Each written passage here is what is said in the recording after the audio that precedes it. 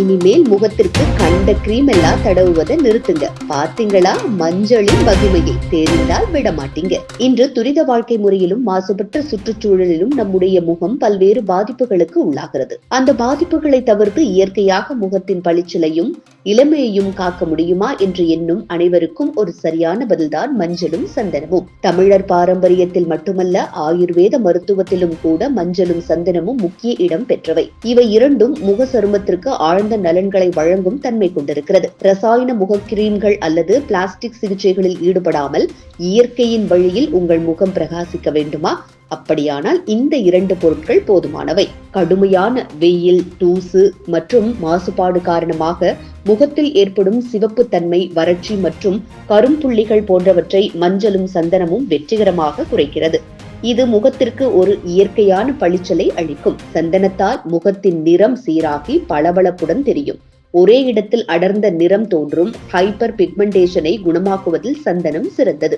மஞ்சளில் இருக்கும் ஆன்டி ஆக்சிடென்ட்கள் மற்றும் ஆன்டி ஏஜிங் தன்மைகள் முகத்தின் சுருக்கங்களை குறைத்து உங்கள் தோலை இளமையாக மாற்றும். முகத்தில் அதிக எண்ணெய் சுரப்பை கட்டுப்படுத்தி பாக்டீரியா தொற்றுகளால் ஏற்படும் முகப்பருக்களை தடுக்கும். இதனால் முகம் மென்மையாகவும் தூய்மையாகவும் இருக்கும். சந்தனத்தில் இருக்கும் குளிர்ச்சி தன்மை அதிக வெப்பத்தால் ஏற்படும் முக எரிச்சல், அரிப்பு போன்றவற்றை சீராக்கும்.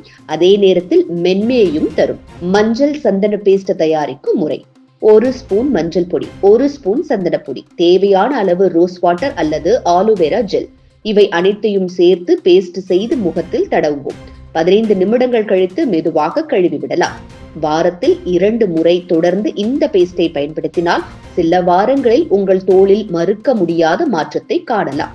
மஞ்சளும் சந்தனமும் சேர்ந்த பேஸ்ட் ஒரு இயற்கை முகமுடியை விட பல மடங்கு சிறந்தது. இதற்காக அதிக செலவின்றி உங்கள் சமையல் அறையிலேயே இருக்கக்கூடிய இந்த அற்புத மூலிகைகளை பயன்படுத்தி உங்கள் முகத்தின் அழகையும் ஆரோக்கியத்தையும் பாதுகாத்துக் கொள்ளலாம். இன்றைய காலத்தில் இயற்கையின் வழியே அழகு பராமரிப்பை நாடுவதே நிலையான தீர்வு.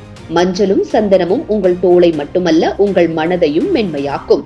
அனைத்து பராமரிப்பு முறைகளும் நன்மையோடு சிறிய கவனக்குறைவால் பாதிப்பையும் ஏற்படுத்தக்கூடும் என்பது உண்மை. முகத்தில் ஐஸ் கட்டி பயன்படுத்துவது ஒரு ட்ரெண்டாக இருந்தாலும் அந்த குளிர் பராமரிப்பு முறையை அளவோடு முறையோடு செய்வதே முக்கியம்.